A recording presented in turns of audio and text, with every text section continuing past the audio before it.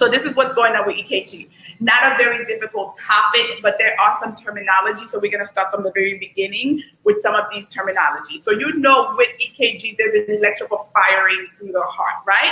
So there are some terminologies you need to be familiar with. So one of the first terminology is what we call depolarization, also known as systole, also known as contraction. So we use these words interchangeably, right? So whether I say depolarization, systole, or contraction, it's all the same, right? So now let's go to the opposite end of that spectrum. Repolarization versus diastole versus relaxation. So the re and re, okay, helps you to remember that. But these words are used interchangeably. As you can see here in the PowerPoint, I have them, outlined right next to each other to tell you, okay, we use these interchangeably. So this is the beginning of the madness, right? So now I want you to think of the firing that takes place in the heart as a domino effect. So if I outline a whole bunch of dominoes here and I drop one, it's going to drop the rest. Okay, so this is similarly how the heart works. Okay, you need to understand what I'm doing now so that you can understand what happens. Where is this misfiring when we go over abnormal, okay, EKG? So the very beginning domino is the SA node. That's where that very first part of the firing starts place. And you've heard of that term, the pacemaker. So that is the beginning, the natural pacemaker of the heart. Once conceptions happen, if you did OB or you did health promotion already, because I know some of you are in school, that is the beginning part, right? SA node, that domino falls. After that domino falls, you can see the next domino is the AV node. And I'm going to show you a picture of the heart with the firing taking place because some of you are visual learners. After that AV node domino drops, it's going to drop what we call the bundle of His. Now, the bundle of His now branches, okay? It branches left and it branches right, okay? And at the end of those branches are what we call the Purkinje fiber. So that is the whole domino effect. Look at this picture here. You see the domino effect? This one, okay? You see how the SA node drops, the AV node drops the bundle of His, and it surrounds the heart. Okay, so that is the firing, the electrical part of the heart. So think of the heart as that domino effect. Now, I'm going to go over 3 distinct waves for you on your EKG strip. But before I go there, I want to talk to you about the physical EKG strip itself. So your EKG, ECG tracings are these grid papers, right? It doesn't matter where you're from. We're all using the same grid paper. So if you decide, some of you are in New York, some of you are in Atlanta, I saw, it doesn't matter. We're all using the same grid paper, right? This grid paper that's in front of you. You need to know how to read this grid paper. Normally when you get your NCLEX question, you're given a 6-second grid paper, right? That's generally what we do. So your EKG paper, it's recording time. You need to know how much time is within your 3 distinct waves that I'm going to go over with you, okay? So if you look at this, what we did was we did a close-up view of what we call a big box. And within a close-up view of the big box of an EKG grid paper are 5 little boxes. You're going to see why you need to know this information in a moment, right? So within a big box are 5 little boxes. How much time are these 5 little boxes worth? That's what we need to know and remember. You're going to see why in a moment. So each little box, okay, is worth 0.04 seconds. So now each big box have 5 little boxes. So you have to do some math now. So we need to multiply, okay, 5 by 0.04. So 5 times 0.04 is 0.20 seconds, okay? So then each big box is worth 0.20 seconds. Why do you need to know this? Because we're gonna go over P, QRS, right? And you need to know how long is a normal P supposed to last, a normal QRS supposed to last, a normal P to R interval supposed to last. That's how you can tell you have a normal EKG. And then once we go over normals, we're gonna go over abnormal. We have to go over the AV blocks. We have to go over AFib, VFib, and all that. So first, we're gonna focus on a normal looking EKG, right? So in front of you is your grid paper. And we need to know time, you know how much time is the norm for all of your distinct waves, okay? So as you can see here, there's P, there's QRS, and there's the T wave. So let's go over those 3 distinct waves, okay? And then we'll come back and show you a full, beautiful, normal EKG. So your first P wave, your first distinct wave is the P wave. What is contracting with that firing of the heart with the P wave? Your atriums. Your atriums are much smaller chambers. So when you do a full-blown NCLEX review, I go from the beginning. I go from scratch. I even go over the layers of the heart. I go over each chamber. I go over the valves. I go over blood flow throughout the entire body. You're just getting a piece of this whole thing, right? So your atrium, every time that contraction takes place, it shows up on your EKG strip as a P wave. The first picture you're looking at here is the beginning of the contractions of the atrium. Okay, the second picture, it's almost fully contracted. The third picture, it's fully contracted. You see how it's nice, beautiful, and orange, right? So that is the contraction of your atriums. Now, what's the next distinct wave? The QRS. Those are nice, big, large muscles, right? The ventricles are much larger than the atriums. So the fifth picture is the beginning of the contraction of your ventricles. Remember those words we learned earlier, depolarization?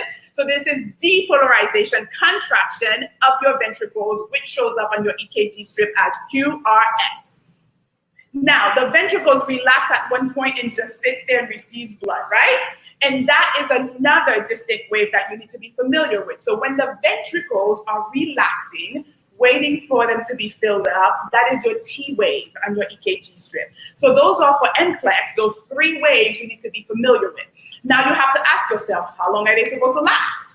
Okay, that's why we went over the whole, 0.04 seconds, the big box is 0.20 seconds. So now there are some things you need to memorize, okay? So if you look here, your P wave should not last, you see, amplitude is normally 0.05, so that's like a little over one little box to 0.25 to one big box. If you have a P wave lasting longer than that in time, you have a block, and we're gonna go over blocks in a moment, okay? So the moment you look at an EKG, you wanna see, do you have a P wave? If you have a P wave, is it lasting the recommended amount of time it's supposed to last? I'm not sure if all of you have learned this word. There's a word called homeostasis. You need to be familiar with that word. Everything in life has a therapeutic amount. And I mean everything, okay? Too much sun, you risk skin cancer, right? Not enough, you don't process a whole lot of vitamins and minerals, right? Too much water, hypervolemia, not enough, hypo. You need the right amount. Some of you may argue money, but even too much of that, you're in deep doo-doo, right? People with too much money end up a hot mess. So that's life. You need the right amount. And when you do a full review, I go over all of that because that also is very relevant when we talk about psych and your neurotransmitters. That's just life. You need the right amount. So your P wave is supposed to be at a therapeutic time range, okay? So now your QRS. How long is your QRS supposed to last? So you see here 0.08, so that's two little boxes, to 0.12, that would be three little boxes. So if you look at your QRS and it's lasting longer than that, then you have a block, okay? These are numbers you need to memorize, unfortunately, so don't downplay that. You do need to work on that and automatically commit these things to memory, okay? Now, your P to R interval. So literally, you're looking from your P to the middle of your R wave, right? QR is, and a lot of books tell you to stop right before the Q. That is absolutely correct. So here, normally those need to last between 3 little boxes to a full box. Okay, so you want to look and see, is that lasting more than a full box? Then you have a block, okay, which we're going to go over the blocks. Okay, so just to recap, you need to review your actual, grid and know that one big box is 5 little boxes. Every little box is 0.04 seconds. Multiply that by 5 is how we get the big box being worth 0.20 seconds, okay? So here's a normal EKG. So if I were to zoom in on this, okay, and take a look at my P wave, my QRS, my P to R, it's gonna equate to what I just told you is the norm. So be able to ID a normal strip. Literally, I put the 29 strips here on the table, and I tell you, pull out normal sinus rhythm for me. You need to be able to do it like that. And you know there wouldn't be any treatment for that because this is normal.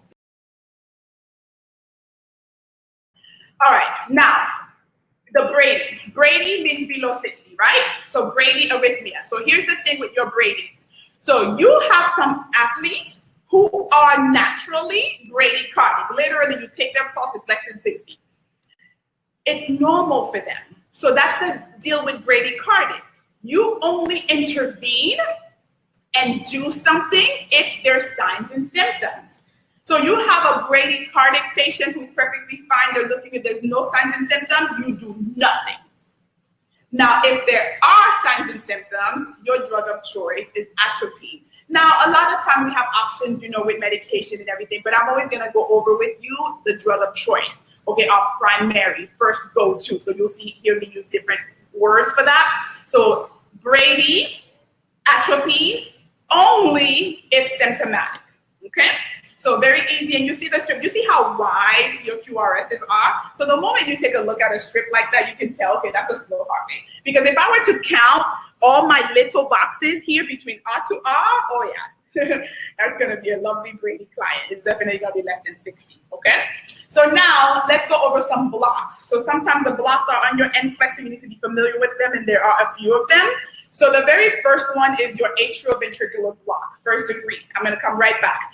There's also second degree, but there is second degree type 1, and there is second degree type 2, okay? And I'm gonna go over the difference between those, and then there's third degree, which is, you can't miss third degree. All right, so atrioventricular block, first degree. What's happening with that one? So earlier we went over how long your R2R is supposed to take, right? So when you check out this strip, if you look at your R2R, okay, they are, so your P to R interval, so start at the beginning of the P wave to your middle of your QRS or right before the Q, it's way bigger than a big box, okay? That's a block. So if I were to zoom in on this one and look at my P to R interval, it's definitely more than 5 little boxes, okay? So that's a first degree AV block. So otherwise, everything else is normal within this strip. You have a P, you have a QRS, you have a P, you have a QRS, you have a T, normal. But the problem is the length of the P to R is greater than it should be. A lot of causes for this, drugs cause this, rheumatic fever, endocarditis, and infection in the inner lining of the heart, degenerative disorders cause this, so a lot of different causes. So we would go and see what's causing it and treat the underlying cause for this. Okay, that would be your treatment. So now let's do second degree type 1 and not mix it with second degree type 2, okay? I'm gonna show you the difference. So with type 1, now when second degree type 1, you have irregular. What does irregular mean? So irregular intervals of P to R. So if I were to look at my R to R, they're not coming at the same time. So you have irregular intervals of P to R, and then literally this client drops a beat, okay? No heartbeat. So until a P wave fails to conduct. No P wave, no QRS. Okay, so as you can look in this strip here, PQRS, PQRS, PQRS. Look how they literally drop a beat, okay? So that's for second degree type 1. That's normal aging, unless there's signs and symptoms, there's nothing you need to do. It's part of getting old. But if they do have signs and symptoms, atropine. Why? Because we're still under our Brady, folks, right? We're under our Brady umbrella. So now let's look at type 2. So type 2, you have a normal EKG. There's no irregular nothing. You looked at EKG, PQRS. Next one, PQRS. Same time frame, same interval. It's a normal EKG, normal. And literally they drop a beat. Okay, you're looking at a 6-second strip, normal PQRST, normal PQRST. Intervals are the same. The time is happening is the same, and boom, no heartbeat. That is dead tissue. Okay, there is some dead tissue, there's some ischemia. We do need to intervene for that one. This client needs a pacemaker. Okay, so second degree type 2, pacemaker. Second degree type 1, if there's no signs and symptoms, we monitor, we watch. If there's signs and symptoms, atropine.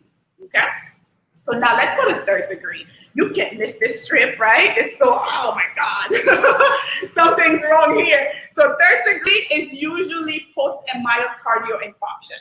So these are the clients who have these scar tissues post, these disorders. Obviously, if you count this, your P to your R does not equal, okay? P length does not equal R length, okay? They definitely for sure need a pacemaker for third degree. Okay, so remember, you need to know the treatments. Not only you need to ID the strip. If I put them all in front of you here, you need to know, okay, that's how you treat this one. So third degree, they need a pacemaker, okay? All right, so now that was all of our Brady's. Now we're gonna do tachy. So you know we're talking heart rate over 120, right? But we're gonna do tachys with atrial problems first, just the atrium. So literally that's how you tell whether you're dealing with an atrial problem or ventricular problem, the P wave, the P wave, the P wave, because we're talking atrial, right? All right, so look here, this is sinus tachy, right? So we have some PQRs, but look how narrow. You see how close they are to each other?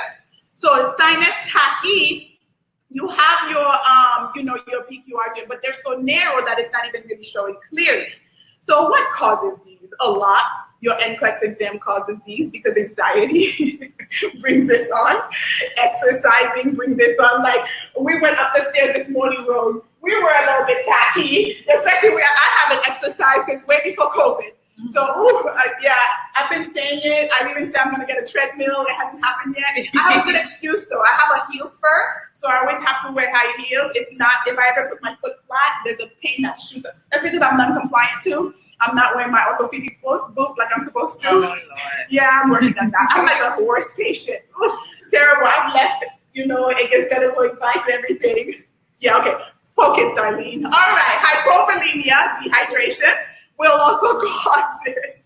We are all bad patients. I mean, I'm guilty, totally guilty. So we fix this by looking at the underlying cause. Like, Rosanna, you took the stairs too? Crystal? Mm-hmm. Yeah. So we sat down for a few minutes, caught our breath, get some water. We're back to normal. Nothing wrong with us.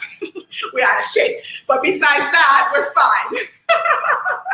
So look at the underlying cause and do something about it. So now let's go to some serious stuff, right? All right. Supraventricular tachy. Okay, so what's happening with supraventricular tachycardia? There's a firing, there's a conduction. That first domino drops, it goes back. We never want that. We need stuff to go in the direction it's supposed to go and to keep going. We don't need you coming back. Same thing with blood flow. Blood flow has its direction it's supposed to go. Please don't come back. So that's what's happening with this problem, okay? Your SVT. You have a firing and it re-enters the atrium, literally comes back. Okay, so that's what causes that rapid firing. Okay, it's like an extra drive. So of course their heart rate is going to be like 140 or greater. Okay, and that's what causes that narrowness. Drug of choice, adenosine. Okay, so that's our drug of choice. Give it IV push. Okay, for this, and this strip is very easy to ID, okay? So you can see here, this is the atrial problem happening, okay? So now, atrial flutter versus atrial fibrillation. I'm going to show you how to read those two, and you'll never mix them again, okay? So now, atrial flutter is the one that you all describe as a sawtooth. I can see why, okay? Because it looks like, that thing we used to cut wood, like the sawtooth with the edgy, okay? So with atrial flutter, you have P waves. You have them. They're edgy, they're sharp, but they're there and they're visible, as you can see here in this strip. And with your atrial flutter, you have regular QRS. So if I were to count R to R, R to R, R to R, they're equal. That's what tells me they're the moment you see that and you see P, that's an atrial flutter. So two things you need to look in this strip. Do you have P waves? Yes, they're sharp. Are your QRSs regular? Yes, they are. Now let's look at fibrillation. There's no P waves there. I see wiggly lines. So here's the difference. Okay, so go back. Flutter has P waves, they're edgy. Fibrillation does not. It's lacking the P waves. And it's irregular. Okay, flutter was regular QRSs. Fibrillation, they're irregular. So if you were to count R to R, you see how the first R to R looks like it's about 3 big boxes. The next R to R looks like it's about 2 big boxes. So you see that they're not regular. So that's the difference between atrial flutter and atrial fibrillation. So if I were to put these two strips in front of you, you ought to be able to look at them and tell me which one is which one. Atrial flutter has P wave, they're edgy, and your QRSs are regular. Atrial fibrillation does not have P waves. They're wavy lines, and your QRSs are irregular. Okay? So you'll be fine with those two. Don't mix them, folks. Okay? Treatment for both of them are the same. What is your biggest concern with both conditions? Both conditions put the client at risk, okay, for thrombotic events. You see my picture here? Nice big red clots. Okay? You want to prevent that because these conditions put these clients at risk of that. And this thing travels. They don't stay still. It would be nice if they did. They don't stay still. They travel. Okay? And we want to prevent them from even coming. Now, students, with these type of questions, pay attention of when. I need to know the time frame of when these signs and symptoms started. Okay, I'm going to go over the signs and symptoms with you in a moment. So less than 48 hours, am I dealing with an unstable or a stable client? Why? Because, and the reason I asked you for the why is because it helps you build critical thinking. So throughout my review, that's one of the things. Why? Why? You need to know why. So unstable clients, okay, I'm going to treat differently than a stable client. Okay, they're hypotensive, I need cardioversion, okay, immediate cardioversion. If they're stable, okay, they're tachycardia, I need the beta blockers. You need that whole family to come into place. When I talk about the drugs, I talk about them in family because it's just easier for students to understand. You'll see in a moment, okay? Normal sinus rhythm, direct cardioversion, right? We do electrical, we do internal, we're gonna go over that, okay? So now, if these signs and symptoms started greater than 48 hours, you are definitely worried about these little blood clots, for sure. And they're going to travel. So we have to talk about some blood thinners. And if there's clots currently, I need to talk about clot busters. So we're going to talk about anticoagulants, okay? We have to. And you know warfarin, Coumadin is on your NCLEX is not going anywhere, ever, in my opinion. We'll see. But, I would say, nope, that drug is going to be there. It's going to be there forever. And, we need the heparins to come into place. So we're going to talk about all of that, okay? So signs and symptoms. How do these clients look? What do they present like? Because that's what NCLEX does to you sometimes. They don't come out and tell you the condition. They describe. And because I see why they do that. Your client comes into the emergency room, they don't come telling you, listen, I'm having AFib. I'm having VFib. They don't. You need to know the signs and symptoms, and when we do diagnostic tests, we can confirm what we think is going on. So they're gonna be dizzy, they're gonna feel some palpitations, they're gonna be short of breath, they can't go up no stairs like we just did this morning. They got chest pain, okay? They're tired, they're doing nothing and they're out of breath, okay? So these are some of the signs and symptoms you're going to see. Okay, again, I love this picture. The beautiful blood clot traveling. We want to prevent that from happening. Okay, so we have to talk about these blood thinners. Okay, so let's go there. So medication, blood thinners. And one of the most popular ones that we have to talk about is warfarin, Coumadin. Warfarin, Coumadin is what we call high maintenance. It's just a high maintenance drug. Okay, so number one, you'll come in, you'll see like what the physicians will do. The client will be on both Coumadin, warfarin, and heparin. Okay, because what happens is warfarin takes a while to get to its therapeutic range. That drug takes a good 2-3 days before it gets to its therapeutic range. So you know Mrs. Jones is going to be in the hospital for a good 3-4 days, okay, when she's on that drug. So that's problem number one. It takes a while to get to its therapeutic range. Problem number two, it's high maintenance in the sense that I need to draw Mrs. Jones' blood frequently to see where this drug is therapeutically. And I need to teach Mrs. Jones some things about the food she consumes. Because the antidote, by the way, I have a whole list of antidotes you need to know for NCLEX. When you take the full review, you get the whole list of those things. So the antidote to Coumadin warfarin is vitamin K. The problem is there's so much that we eat that has vitamin K. So we need to teach Mrs. Jones that she cannot consume excess amount of vitamin K. The goal is not to tell her to stop eating anything and everything green, leafy, veggie. No. The goal is, Mrs. Jones, you on this drug. Now I have your therapeutic range, where I want it. I'm going to show you what that is in a moment. I need you to keep the same diet. Don't change the diet because I got her blood to be therapeutically on the diet that she's currently on. So if she now goes home and has some lovely spinach salads 3 times a week, we got a problem. So Mrs. Jones, please don't change your diet because your blood is at a therapeutic range for this medication right now with the diet that you're on. Okay, I'm going to come to Xarelto in a moment. Let's finish Coumadin. Okay, so whenever a client is on Coumadin warfarin, we use what we call the INR, okay, and that's the international one. So the INR, wherever you go, that's what everybody's using, right? Thank God. Wouldn't it be nice if they did that with a whole lot of stuff? Because we wouldn't need to remember what, where is using. We're all using the same thing. Okay, and I wish we would get together with the drugs and just say, okay, we're going to use the brand name only or the generic name only instead of this. So yeah, that would be nice if I rule the world, right? So I don't, so we got to go to what's happening.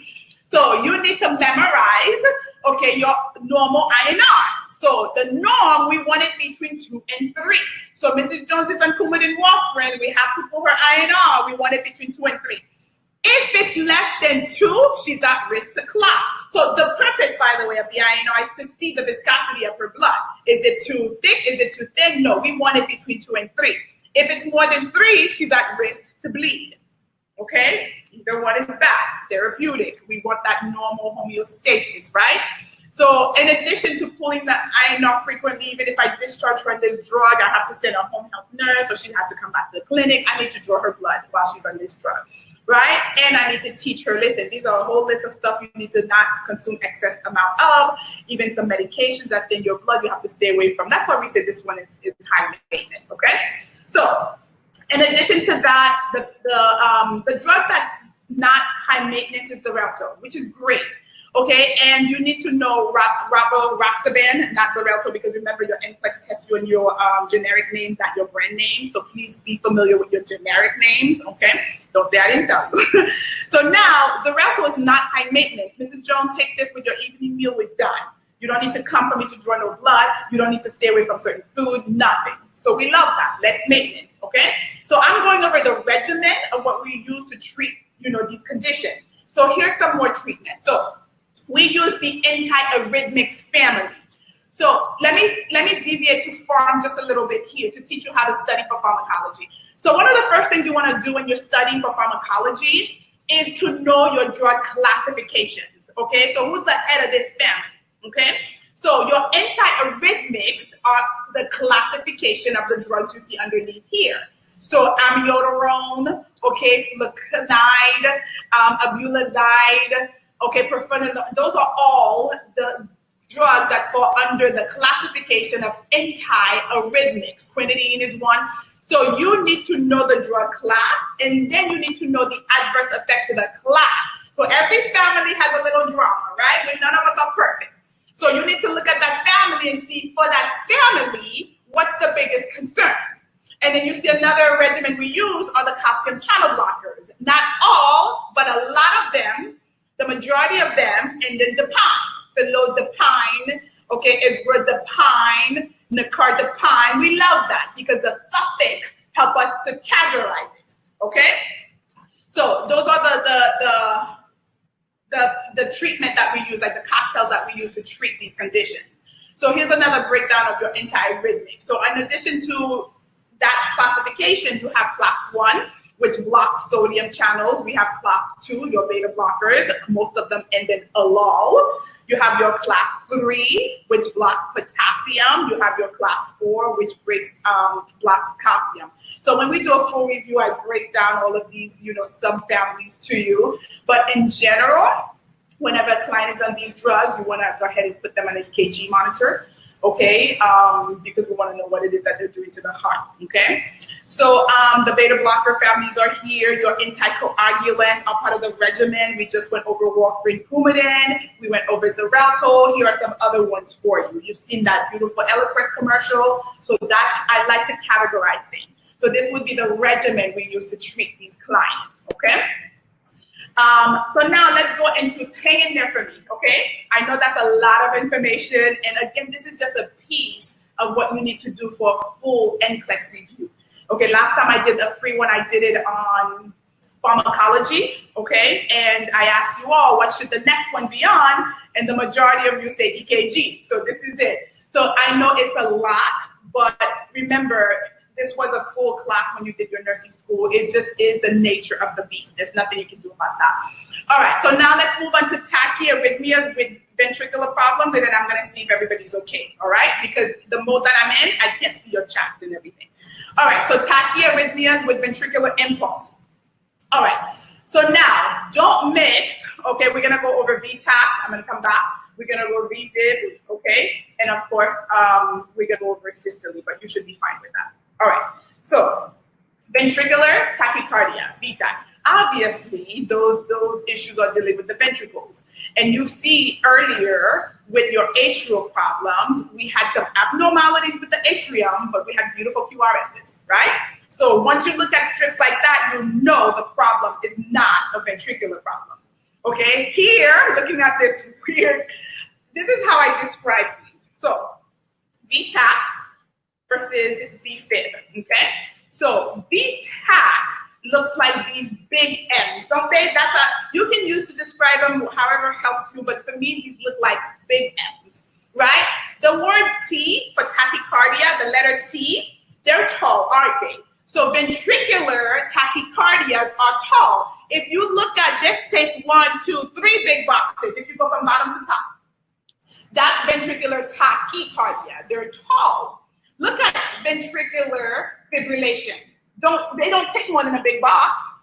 So that alone tells you how to differentiate these two. If I put these two next to each other, you'll be fine moving forward, okay? So let's start. VTAC, ventricular tachycardia. You have a rapid firing, okay, with very wide obvious. I wouldn't even call these QRSs. They don't look like QRSs. This client definitely has an MI, okay? There's some dead tissue, some ischemia, okay? Now, this is the thing.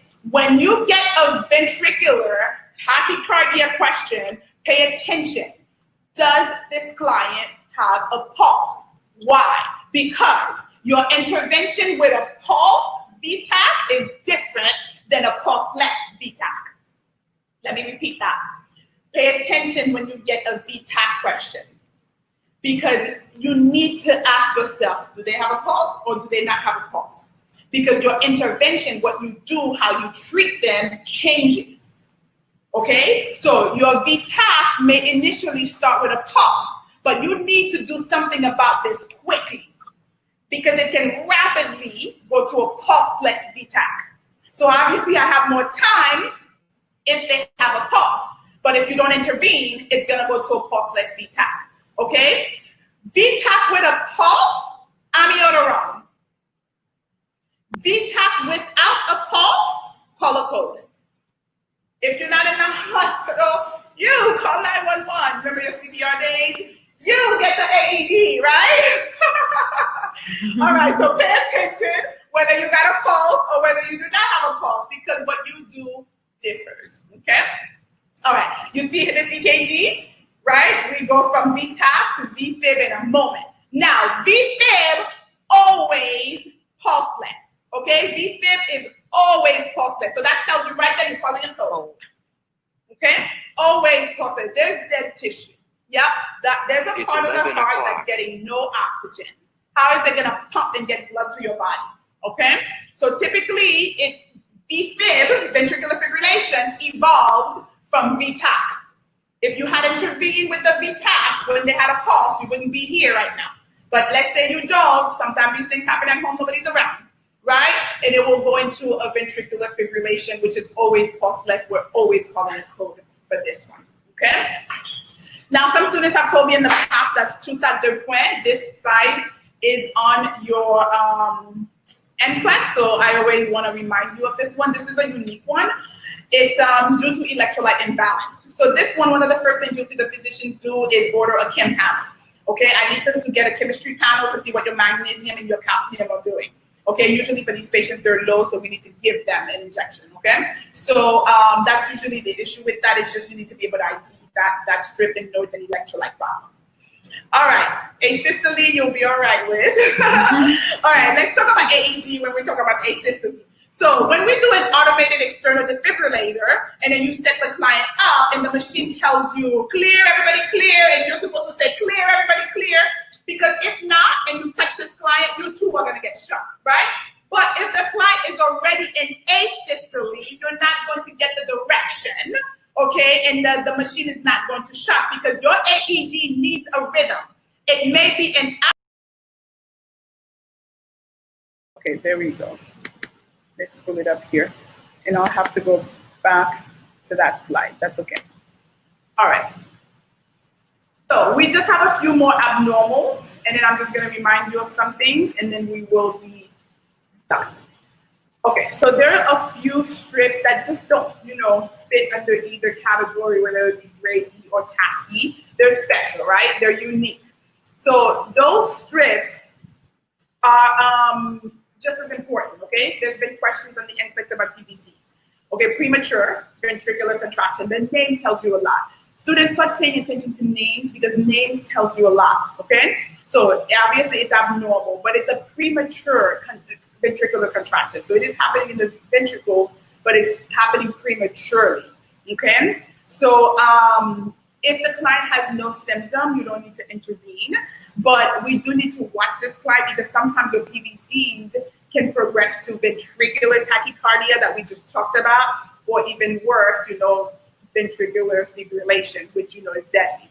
So we treat them if we have more than 6 of them, within a 6-second strip, if they're symptomatic, okay? But if they're not, we don't bother. Okay, so there's a couple of other things you need to remember for this real quick. So your ST elevations are important, okay? So because we want to make sure that these clients are not about to have, NMI. So we take them very seriously, okay?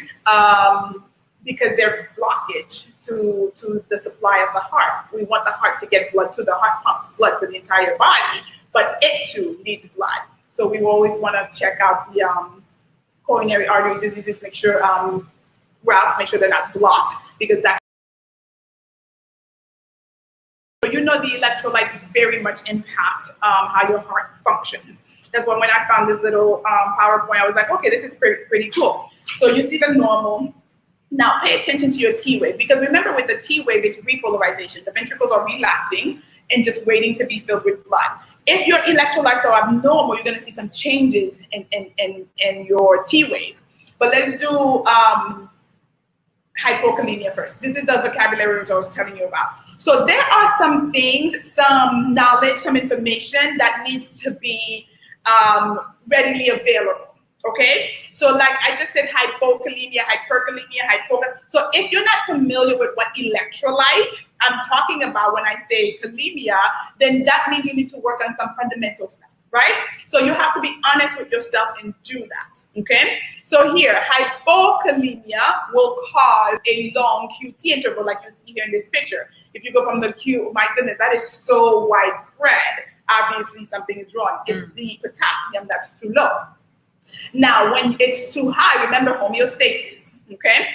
If it's too high, hyperkalemia, you're going to have that tall peak T wave, right? You've heard that. So that's the electrolytes. So that's why, protocol. We have protocols in the emergency room, okay? We have protocol, CBC, BMP, KIMPAC. We want those things because we want to see what these electrolytes are doing.